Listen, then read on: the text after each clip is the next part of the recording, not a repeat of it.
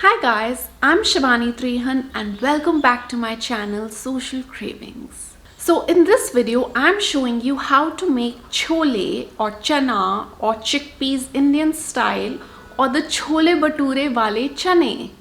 But first, let me share with you a super interesting fact.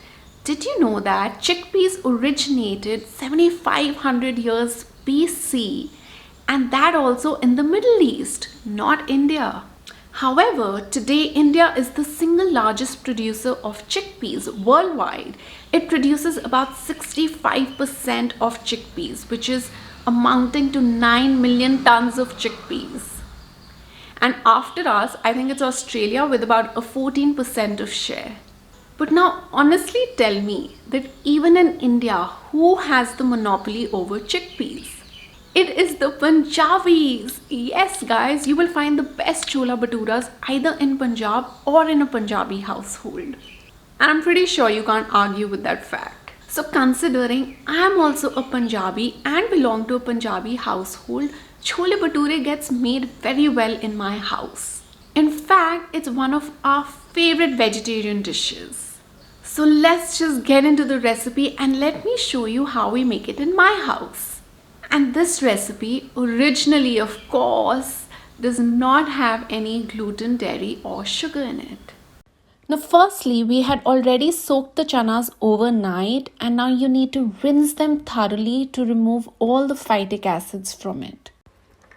After rinsing, transfer all the chickpeas into a pressure cooker. Now add some water and the water level should be half a finger above the chanas. Now take some tej patta, also known as bay leaf, some moti lychee or black cardamom and some cinnamon bark or dal chini. Now add these to the chanas. To this also add some salt and some red chili powder. And to this add some garlic and ginger paste. Now put the lid of the pressure cooker. We will put this on the gas on medium heat and we will wait for about 2 to 3 whistles. While the chanas are boiling, we will get some other stuff ready. You need 6 large onions to be cut in this shape, 2.5 large-sized tomatoes to be cut square size, and 2.5 large-sized tomatoes to be grated. Moving forward, you will also need some black cardamom, some cinnamon, some green cardamom, some cut ginger and green chili. Now you will need this to split the black cardamom and the green cardamom. Now we need to take a really big pan or kadhai. Heat the pan for a few seconds. Add 2 kachhis of ghee and let that heat. Then add the spices to this, the black cardamom, the green cardamom and the cinnamon. And then add all the cut onions to this. Keep stirring the onions so they don't get burnt from below. You can even cover the onions with a lid so that they cook faster. But don't forget to keep stirring in the middle. So the onions need to reach a color where they're brown in color and they almost look burnt, but they're definitely not burnt. Now add the cut green chili and the cut ginger to this and stir. Then add the cut tomatoes, stir them and let them cook with the onions for a couple of minutes.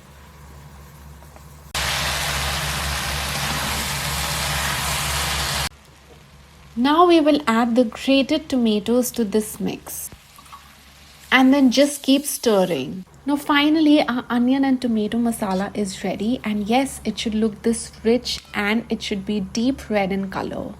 We have also heard the 3rd whistle for the chanas which were in the pressure cooker getting boiled, so let's check if they're ready.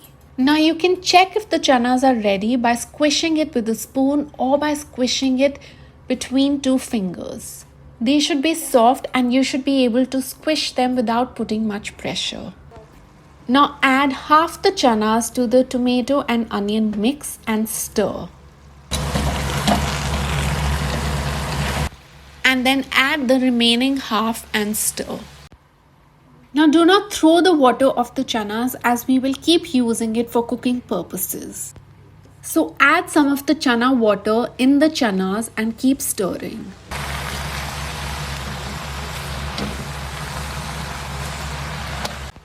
Now cover the chanas with a lid and let them cook further. Now these are the two main dry masalas that we will use for this preparation. One is the garam masala and the other one is the chickpea or the chana masala. And yes, I use these particular brands. Now add lots of chana masala, almost 4 to 5 spoons, and add a spoon of garam masala. Also add some red chili and some salt to this. And keep stirring. Now you have to keep adding the chana water and you have to keep stirring and let the chanas cook further. You can cover it with the lid again. I'm also going to add some amchur to this as it gives it a tangy flavor and it tastes excellent with this.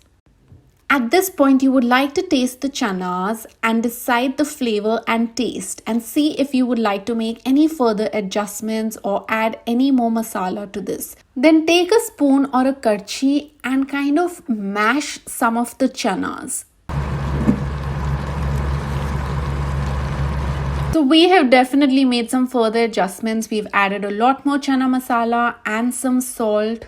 So you can add some more chana masala, garam masala, amchur, salt or red chili depending on how spicy you like it. And the chanas should look absolutely brown and they are ready. Now I will enjoy this meal alongside with some pumpkin or some kaddu sabzi, some onion salad and my gluten-free puri, the recipe of which I will put down below. Don't they look amazing, guys? Oh my god, I can't just wait to dive in and like start eating those chanas. And I will also share a gluten-free puri recipe. And trust me, even if you're not on a gluten-free diet, you must try this recipe. It tastes amazing. And that's it for today, guys. I really hope you enjoyed watching this video. If you do end up trying this recipe, let me know how it turned out. I would love to hear back from you. Do not forget to like, share and subscribe and wait for me to share some more recipes with all of you. Until then, lots of love.